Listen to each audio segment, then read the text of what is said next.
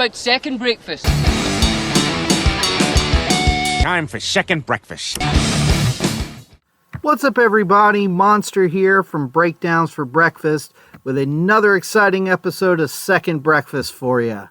So today I wanted to talk a little bit about a concert that me and friend of the show David just went to recently. Time of recording this, May 15th, 2025. It was about a week or so ago. That concert, if, spoiler alert, the shirt didn't give it away, was from the new Linkin Park tour that they are currently on. We went and saw them at the Lenovo Center in Raleigh, which is where the Carolina Hurricanes play hockey. Now, I want to tell you a little bit about the set list. I want to tell you about the show. We had a whole lot of fun. But before I can tell you any of that, I got to tell you the story of the tickets, because that alone is pretty fun.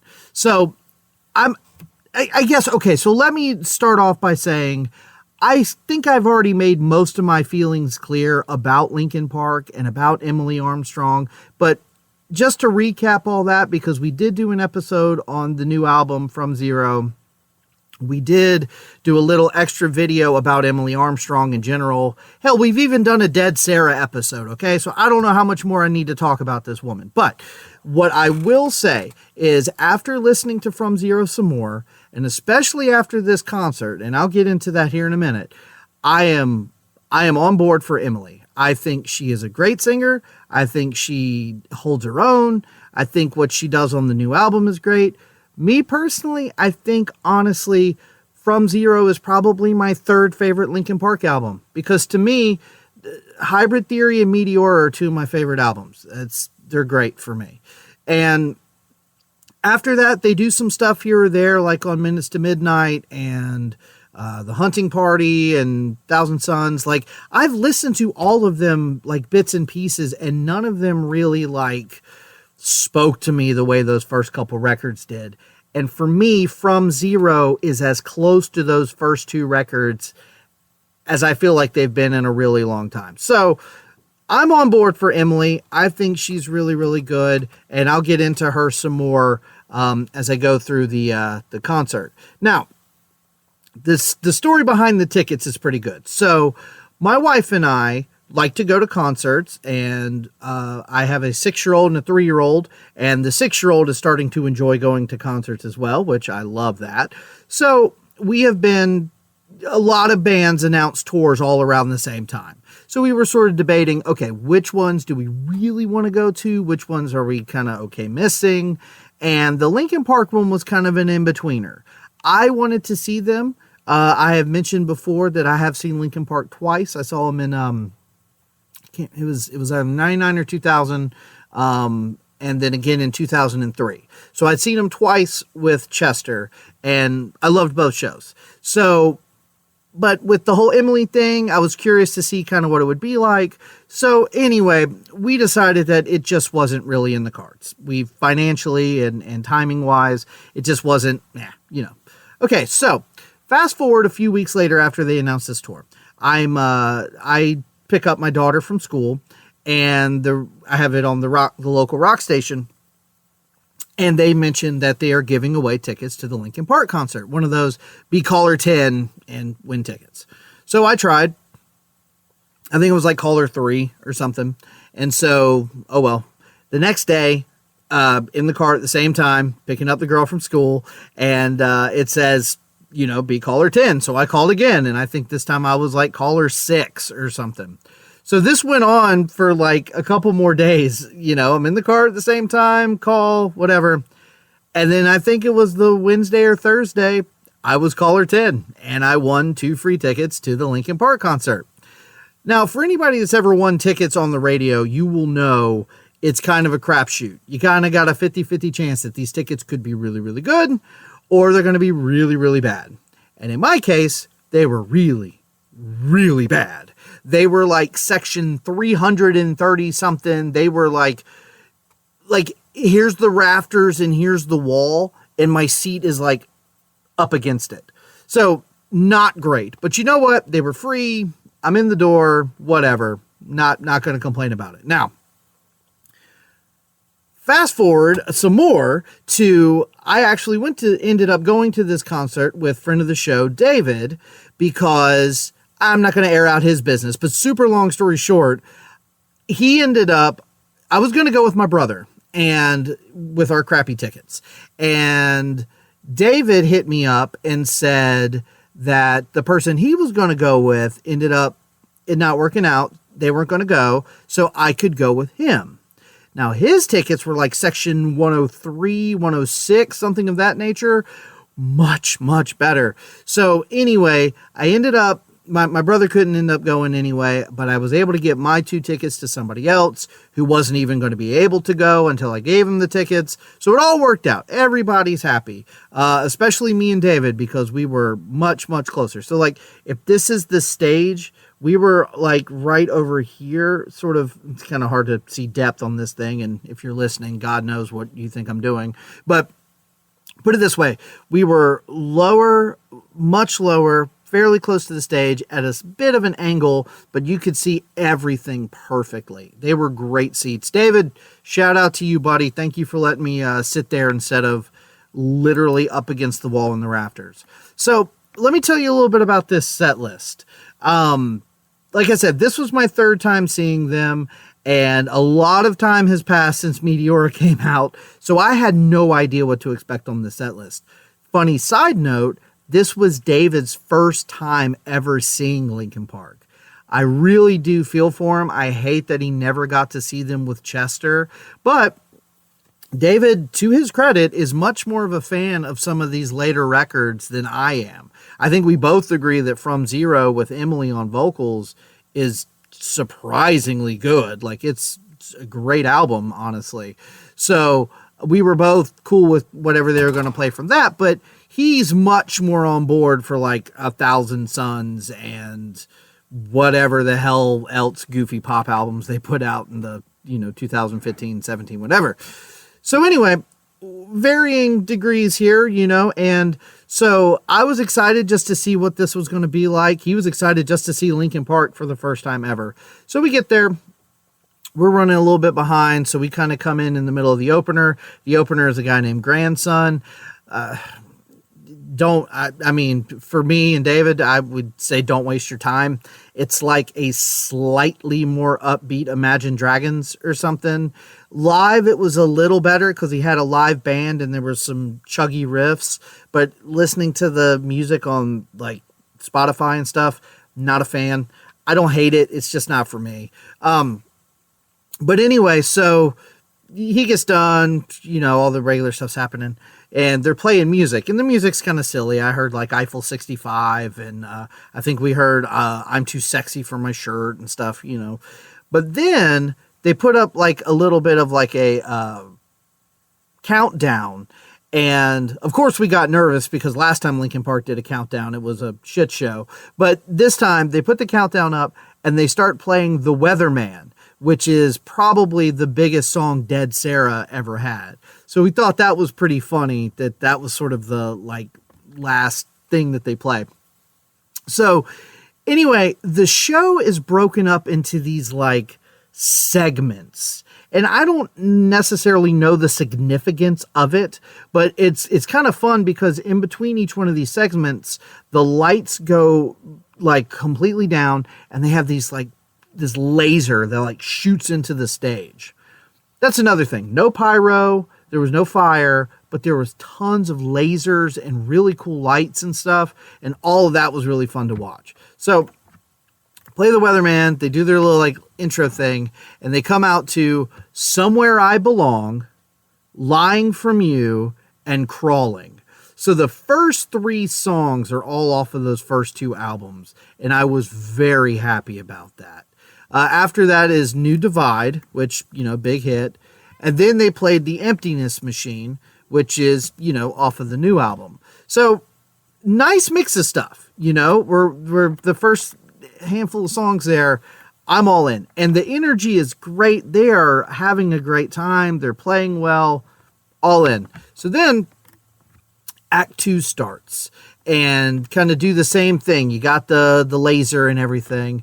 And this is like some of this is cool. I'm not like, they play The Catalyst, then they play Burn It Down, and then they play Up From the Bottom, which is the newest single from Linkin Park. I think they're going to release at time of recording this, May 15th, 2025, I think they're going to release a like bonus version of From Zero very, very soon with a couple songs. And this is one of them. And Emily actually played guitar on this one, which was kind of fun.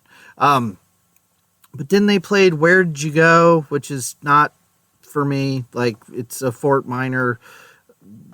I'm not sure if it is a Fort Minor song, but Mike rapped part of a Fort Minor verse in there. And then Waiting for the End, Castle of Glass, again, not my, favorite parts of Linkin Park, but then they played Two-Faced, which is possibly my favorite song off of From Zero. I love that song. I think the video is a lot of fun. So was very excited to hear that. So then they do this cool Joseph Hahn DJ scratch solo thing for a little bit. Colin, the drummer, is kind of playing with him. That was fun. So then they do Empty Spaces.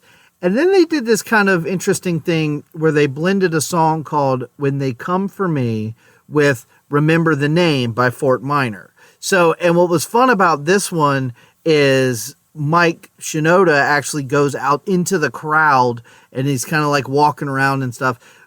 A really sweet fan moment. He had, at one point, walks off stage and he comes back on stage and he's got this Linkin Park hat on. And I didn't think much of it. Well, during this part when he comes out into the crowd, he actually, he goes up to a couple of younger fans in the front and he's talking to them and he takes his hat off and you can see up on the screen it's been signed by everybody in the band and he gives it to these two young girl fans in the front. And I love stuff like that. Like, I was getting a little bit teared up during that part because I love to see that sort of thing. So then after that, what was a lot of fun is they sing Happy Birthday to Emily because the day of our show was actually Emily Armstrong's birthday. So the whole crowd, 20,000 some people singing Happy Birthday. It was pretty cool. And speaking of which, they actually, at one point in the show announced how many people in the audience is this your first time seeing Linkin Park? And I was shocked. Genuinely shocked at the amount of hands that went up. I mean, I'd have to ask David, but I would say somewhere in the 70 to 80% range, maybe even more than that. Hands straight up in the air. First time they've ever seen Linkin Park. So me personally, as someone who loved those first couple records and, a lot of their music has really meant a lot to me over the years, I was happy to see that even with kind of the history and the Emily thing being a little bit of a divisive decision, I loved seeing that so many people were excited for this because, I don't want to go down this rabbit hole. We've already discussed all of this pretty thoroughly, I think, but quick sidebar, it's not like Chester got fired. It's not like they kicked him out and replaced him with Emily. Due to the circumstances, I mean, what do you expect these guys to do? And for as powerful as Chester was vocally and stage presence, this has always kind of been Mike's band. So I'm over all of that now. And if you're not, that's cool. If this whole Emily version of Linkin Park is bullshit to you, that's fine. You're entitled to your opinion. No problem. Me, I'm on board. So, and then to just get more on board, after they sing Happy Birthday, they play that song off of From Zero, IGYEIH. I gave you everything I had. Okay. When they play this song, Emily Armstrong, so when Mike goes down, quote unquote, into the crowd, he's up against the barricade. He's reaching his hands over. He's talking to people and stuff. He might have hopped over a little bit, but kind of near the stage.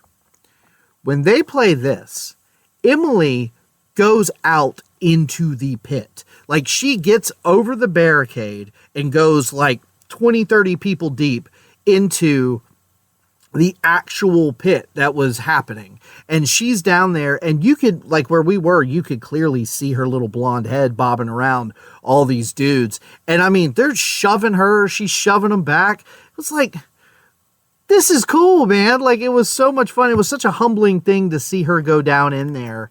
And then she gets back on stage, and then they play One Step Closer. And I mean, that was dope. They brought out Grandson, which he could have stayed the hell in the back. They didn't need him for anything.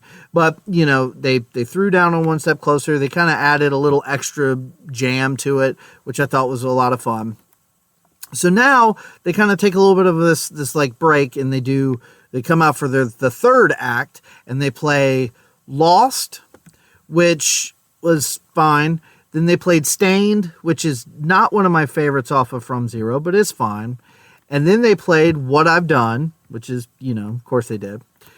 Then they do take another little break, and then they come out and they do Overflow and Numb, so they do this like little thing before they play Numb, where they basically tell the crowd to pick a number, and Colin plays like a drum beat intro thing to it. And, you know, just little personality things that were a lot of fun.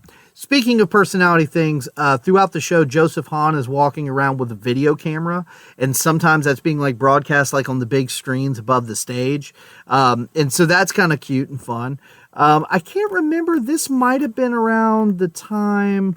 No. Okay. So they play Numb, then they play In the End, and then they play Faint.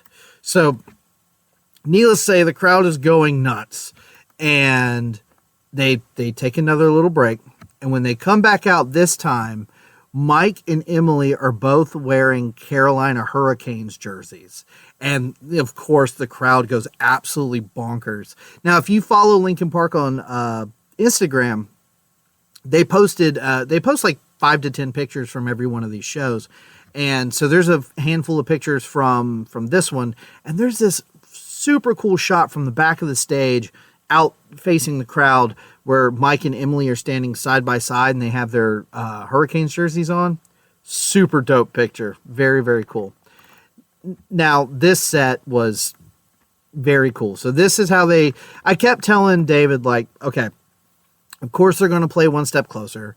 Of course they're going to play Faint. You know, they're going to play the big songs off of those first couple albums. But I kept saying, I wanted to hear, like, Points of Authority or Place for My Head or something like that. And so when they come back out, they played Paper Cut. And I got chills. I was like, yes, thank you. This is exactly what I wanted here. I would have preferred Points of Authority, but I'm not going to complain. Paper Cuts is a fine second choice. So then they played From the Inside, which again is from Meteora, but just felt kind of like an odd choice, but they did it great. And then they played Heavy as the Crown, and they ended the show with Bleed It Out, which apparently, I didn't know this. David has kept up with more modern Linkin Park than I have. He said they've been ending the show with Bleed It Out for a long time. And so the crowd seemed prepared for it, and they went nuts. But I don't have Setlist FM pulled up in front of me, but I remembered looking, I want to say it was like, they played for like 2.5 hours. I mean, I read you the set list. I mean, banger after banger. And they kept up a lot of energy. It was a great show. I had a really, really good time with it. And they played like 7 songs off the new record.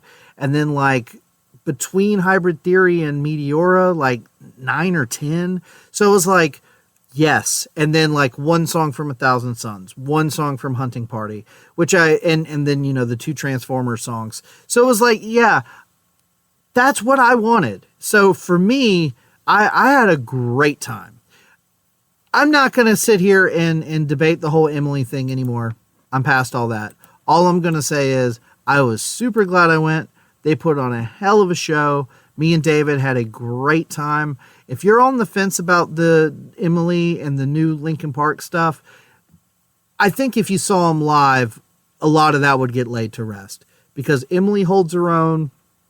The band is having a great time. They sound great.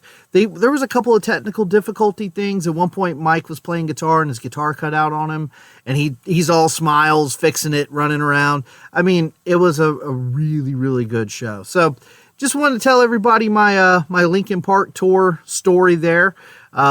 If you've gone to this tour, let me know what you thought. Did you have a good time? Did you think it was a good show?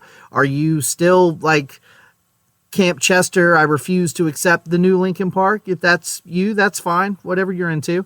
But yeah, for me and my buddy David, we had a blast. I would recommend seeing him live. If you haven't, give Emily a chance, man. She's pretty dope. So anyway, Monster here signing off. Thanks for hanging out with me for another second breakfast, and have a good day.